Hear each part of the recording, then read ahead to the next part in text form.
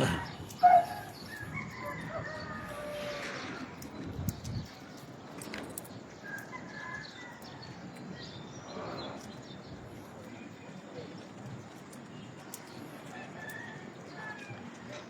morning mga brothers and sisters. Good morning mga friends. Good morning Asher. Good morning Faye. Pepot. So, naka Sonalan Supapo t-shirt kami. Yan. So dito tayo sa Dasmariñas Walkway. Yung maganda sana sa buwan kasi sarado pa eh. Pero hanggang promenade ito. And mas okay dito kasi pwede rito biking, pwede rin dito ang stroller ni Asher. Ayan, kasama namin siya. Hello Asher. Oh, smile naman. Smile, bati muna, bati. Good morning, po. 1, 2, 3. Nasisilaw. Okay. So, tulad nga na sabi ko kahapon, last part na yung ng Beatitudes, na which is a general statement of Christ para sa kanyang mga alagad. Blessed are those who are persecuted because of righteousness, for theirs is the kingdom of heaven. So yun po yung Matthew 5 verse 10. Blessed are those who are persecuted because of righteousness, for theirs is the kingdom of heaven. Ngayon, sabi ko nga, yun yung last na Beatitudes. And sa verse 11, siguro, think, andun pa rin yung isang blessed no? Makaryoy. Ay, andun pa din. Pero, yun nga, I think it's just to emphasize yung verse 10. Kasi same thought same idea rin It's all about persecution din O, ganito sabi no, sa Matthew 5 verse 11. Blessed are you when people insult you, persecute you, and falsely say all kinds of evil against you because of me. Yun yung NIV. Sa ESV, blessed are you when others revile you and persecute you. Balik na ako, yun na sila. Kasi nakakasilaw pagpabalik. Ay, pagpaharap na. Blessed are you when others revile you, insult yun no? And persecute you, same word. And utter all kinds of evil against you because of me, or against you falsely on my account. Yun ang sabi ni Jesus. So dito, mga kapatid, brothers and sisters, so it is to emphasize na I think it's to encourage, kasi ito talaga yung nararanasan na nila ito na yung buhay na nila ngayon, field of persecutions. Tapos there are people who are coming against them and throwing insults against them. Kaya sabi ni Jesus, blessed are you. On a personal note, so ito pong Matthew 5:11 ay nagbago ng approach Jesus. Personal niya nang sinabi ito. Sabi niya, blessed are you. Hindi niya na lang sinabing, blessed are those who are persecuted because of righteousness, for theirs is the kingdom of heaven. Di ba? General, pero ngayon, parang nakikipagdiretso na siyang usap sa kanyang mga alagad, sa kanyang mga disciples. Blessed are you when people or when they insult you. So, siyempre, sino ba mga insulto? Di mga tao rin. Yeah, when they insult you, when people insult you, persecute you, and falsely say evil or say some evil against you because of me, because of you being my follower, because of me being your God, your Savior, because of your faith. And kaya, anong gusto nating makita rito, mga kapatid? Una, tatlong aspect ito, no, na baga dinitalyo ng Panginoon yung nararanasan natin at mararanasan natin. Insults, insults, mga pang-insulto, mga salitang talagang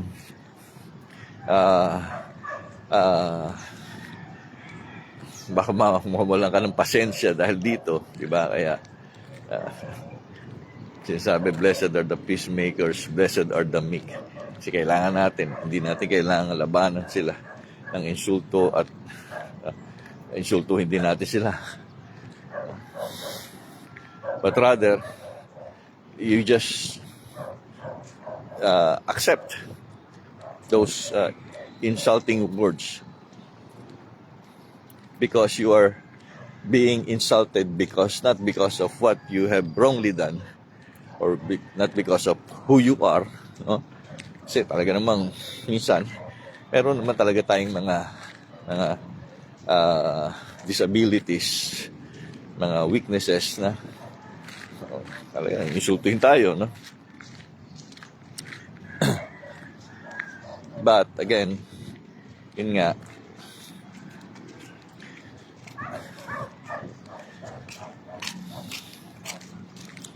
pinapakita pa rin sa atin ng Panginoon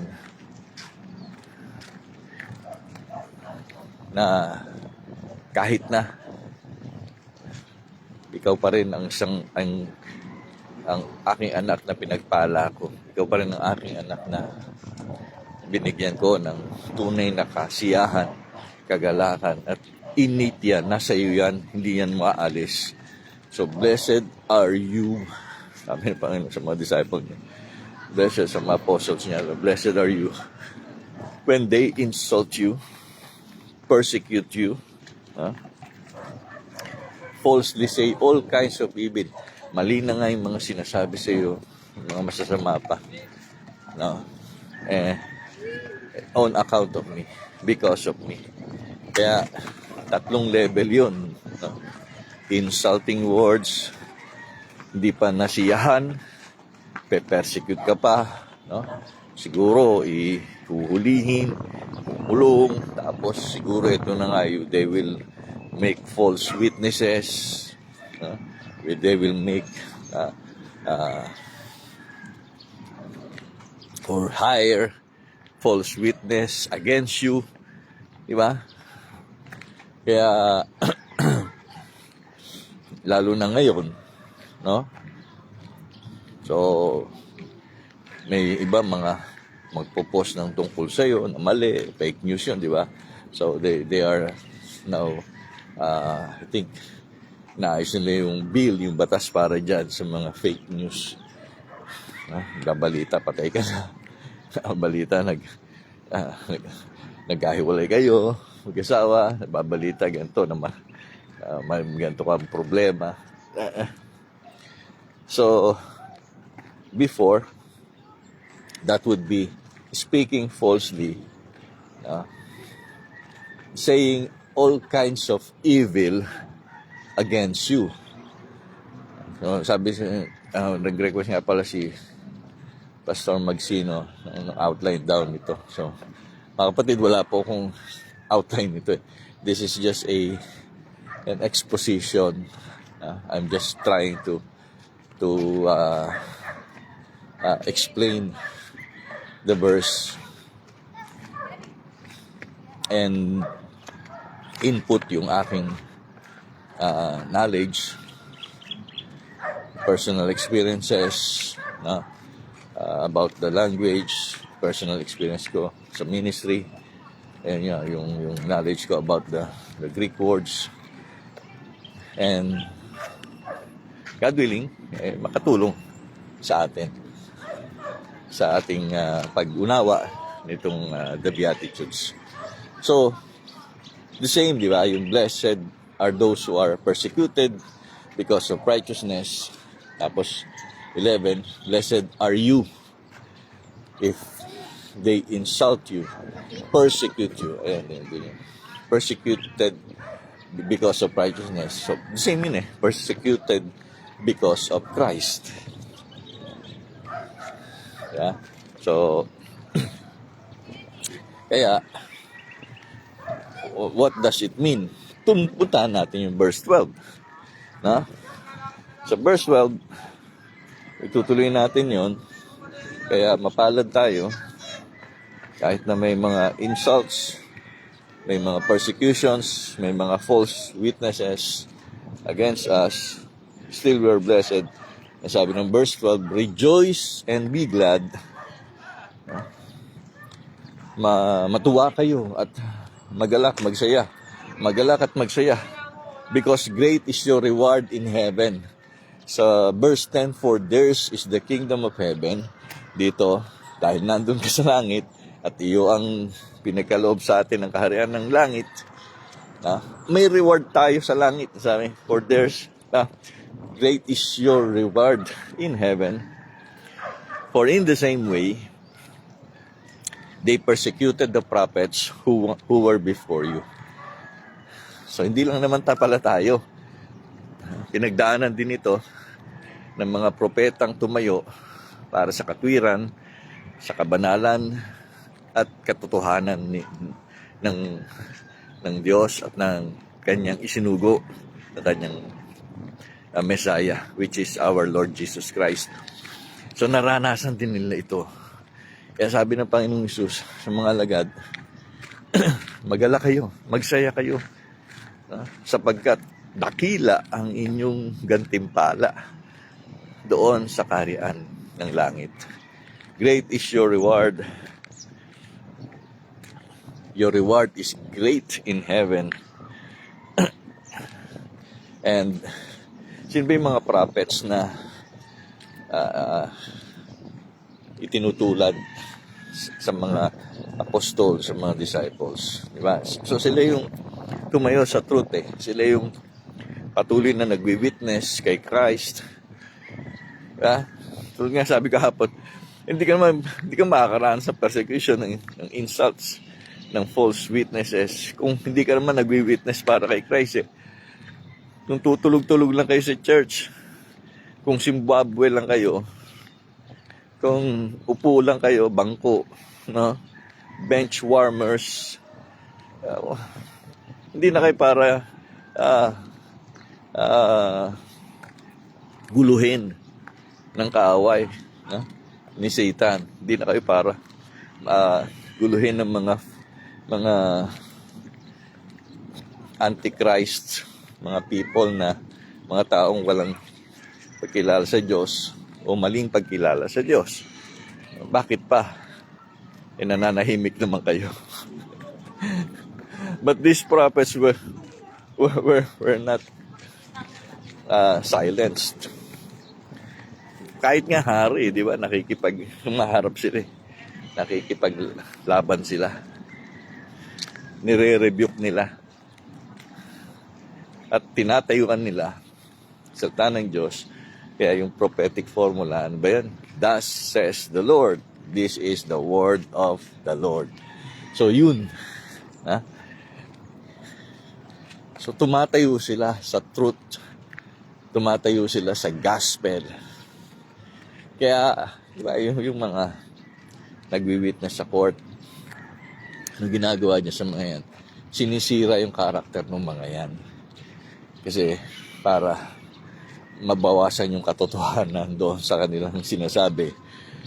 Pag napalabas ng mga kaaway nila na naku, yan naman palang si ganito, ganun.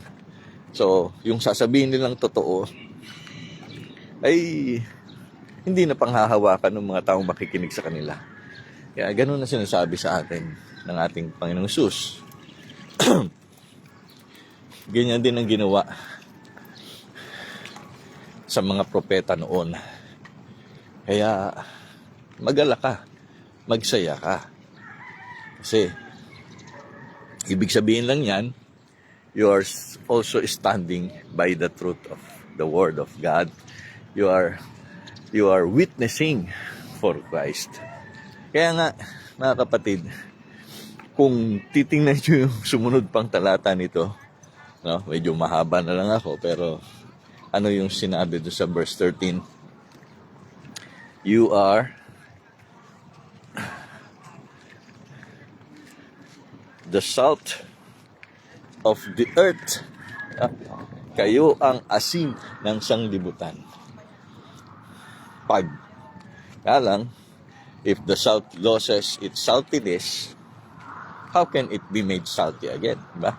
So pag na-destroy na kayo, na-weaken na yung testimony nyo, na-weaken na yung character nyo as a truth sayer, tagapagtanggol ng katotohanan, tagapagbalita ng ebanghelyo, no? Mawawala na yung asin pag-alat, di ba? Sabi. Kaya mahalaga na ingatan natin yan. Because we are the salt of the earth. Kasi kung hindi, sabi, mababali, wala na yung pagiging asin ninyo. Wala nang alat, ba't pa kayo, paano pa kayo magagamit ng ating Panginoon kung sira ng ating testimony, ang ating pagiging witness kay Christ.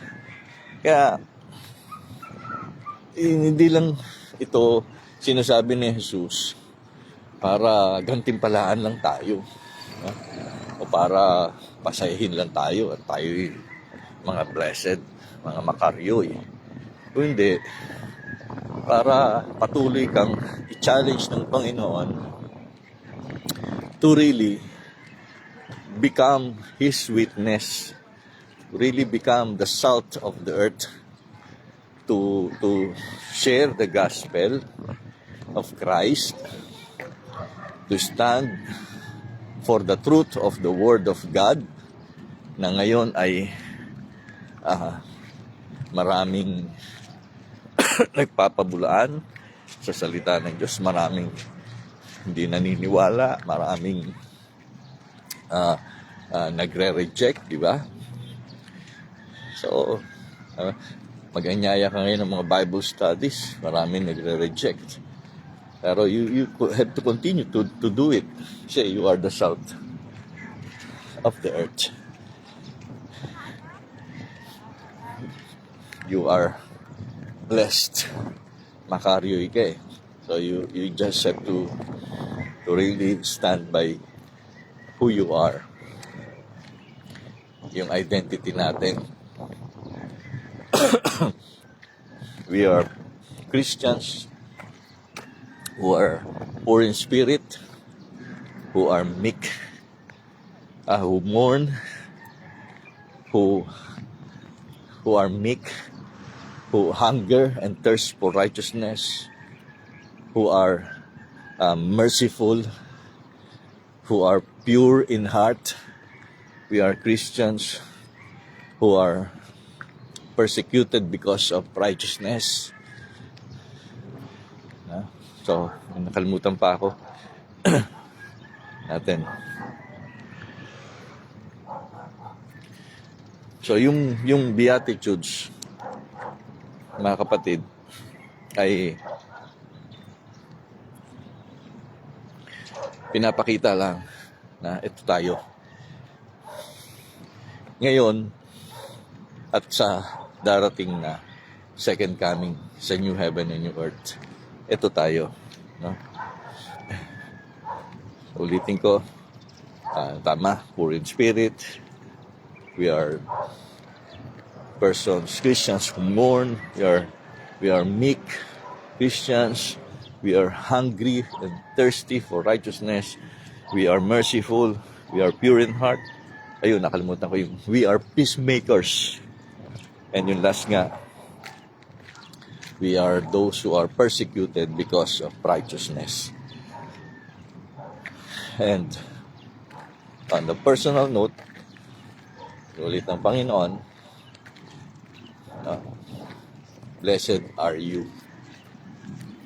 Blessed are the Christians who are insulted, who are being persecuted, who are being spoken falsely with hindi na lang mali, kundi ang ginagamit pa yung mga masasama, evil words for the sake of Christ. Dahil sa ating pagsunod kay Kristo, tinatanggap natin yung mga ito.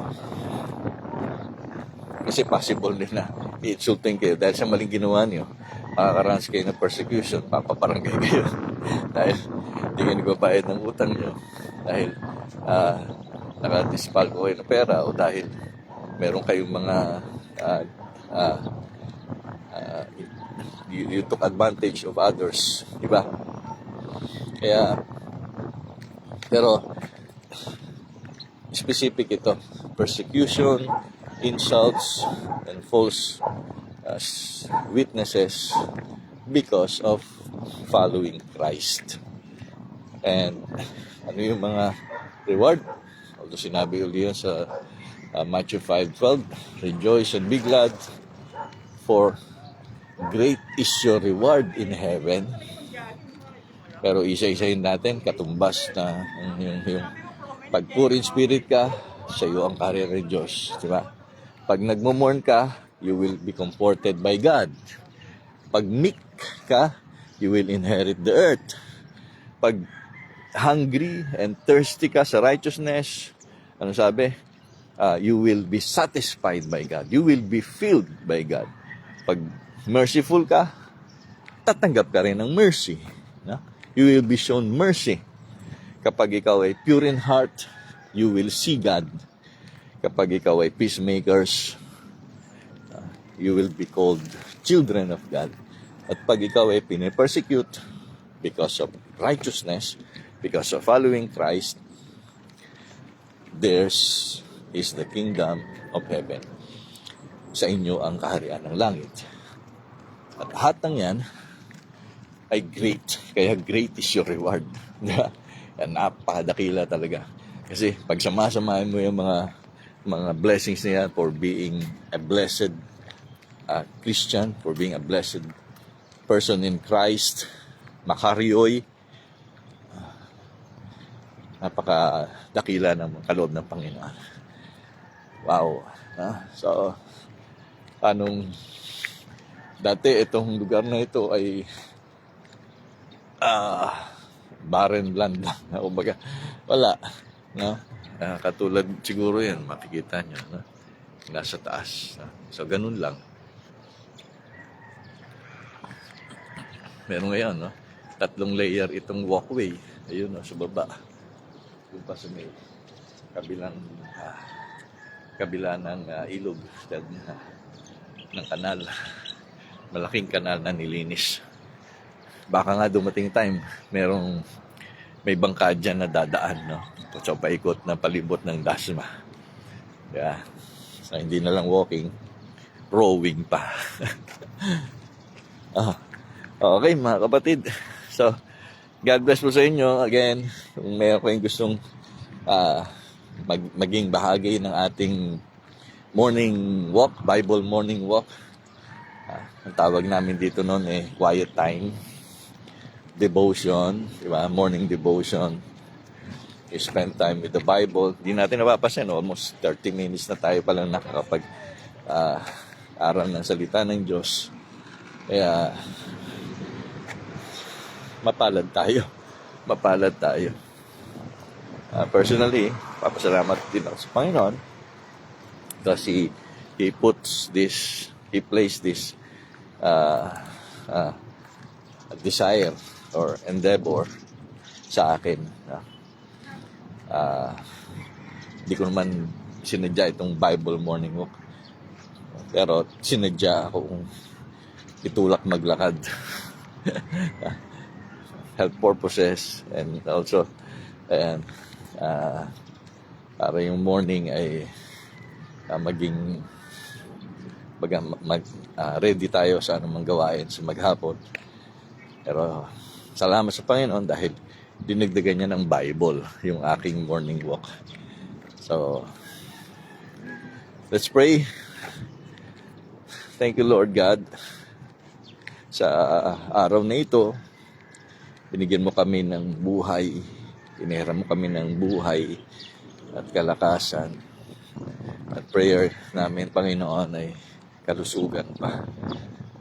Para sa maghapong ito, sa mga darating na araw, pagpalain mo din po, Lord, ang aming mga mahal sa buhay, sa kanilang mga pangailangan, ang aming mga kapatid na dumaraan sa pagtitiis. Gusto naming makatulong, equip mo kami rin, Lord, para magkaroon din po kami ng kakayahang tumulong sa kanila. I also pray, oh God, that continue to remind us of how great your reward for us, how hindi lang na yung pagiging makaryoy namin kundi ang dami pang bonus na kasama nun. Salamat, Panginoon. I also pray for the family of Ma'am Nancy Villanueva na kinuha mo na siyang principal namin sa Jesus is Love Academy. Prayer ko din na kayo po yung mag-comfort sa kanyang sambahayan.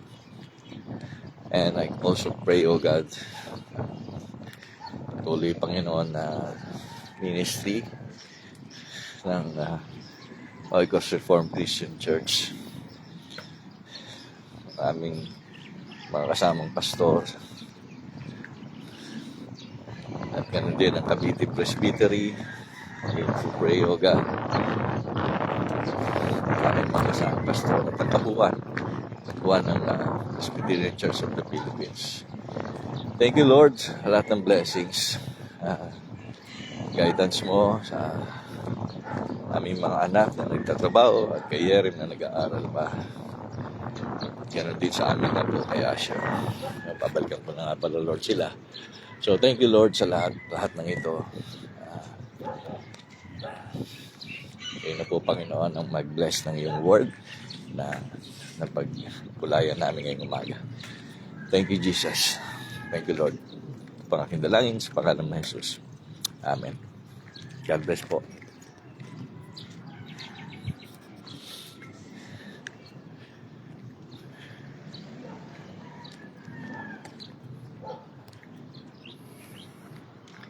Good morning, mga brothers and sisters. Good morning, mga friends.